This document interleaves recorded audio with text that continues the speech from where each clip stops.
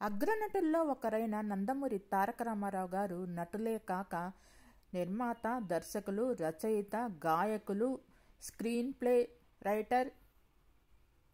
వీరు నిమ్మకూరులో జన్మించారు. పౌరాణిక పాత్రలంటే ముందుగా మనందరికీ గుర్తొచ్చేది నందమూరి తారక రామారావు గారే.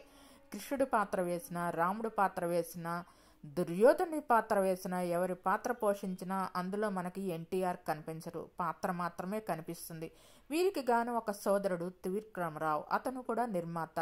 వీరు బసవతారకం గారిని వివాహం చేసుకున్నారు. బసవతారకం గారు మరెవరో కాదు, సొంత మేనమామ కూతుర్నే వివాహం చేసుకున్నారు. వీరికి గాను 7 అబ్బాయిలు, 4 అమ్మాయిలు.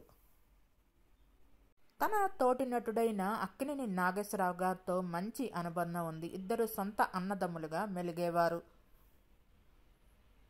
ఎన్టీఆర్ నట వారసులుగా వీరి అబ్బాయిలు హరికృష్ణ, బాలకృష్ణ ముందుకు రాగా, అలాగే వీరి మనవళ్ళు కళ్యాణ్ రామ్, తారకరత్న, జూనియర్ ఎన్టీఆర్ నటులుగా మారారు. వీరందరూ ఎంతో మంచి గుర్తింపు తెచ్చుకున్నారు. వీరి కూతురు, అల్లుడు అయిన నారా చంద్రబాబు నాయుడు గారు పొలిటీషియన్, ఇప్పుడు ప్రజెంట్ మన ఆంధ్రప్రదేశ్ ముఖ్యమంత్రి. వీరి ఇంకో కూతురు దగ్గుపాటి పురంధరేశ్వరి, అల్లుడు దగ్గుపాటి వెంకటేశ్వరరావు గారు ఇద్దరు పొలిటీషియన్సే. వీరి మనవల సంతానం కిందకు వచ్చేసరికి కళ్యాణ్ రామ్, జూనియర్ ఎన్టీఆర్, తారకరత్న నటులుగా మారగా, నందమూరి సుహాసిని మనవరాలు పొలిటీషియన్గా మారారు. నారా భువనేశ్వరి గారి అబ్బాయి నారా లోకేష్ తెలుగుదేశం పార్టీలో చేరి ఆయన కూడా పాలిటిక్స్లో ఎంట్రీ ఇచ్చారు.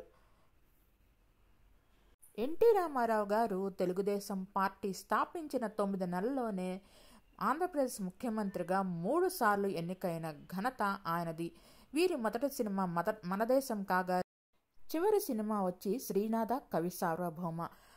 మన భారత ప్రభుత్వం వీరి జ్ఞాపక ₹3 స్టాంపును కూడా ప్రవేశపెట్టారు. వీరి 100వ జయంతి సందర్భంగా ₹100 నాణాన్ని మన రాష్ట్రపతి చేతుల మీదుగా విడుదల చేశారు.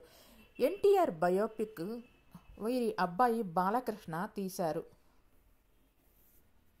Please subscribe and support my channel Gundemeda vlogs. Thanks to all.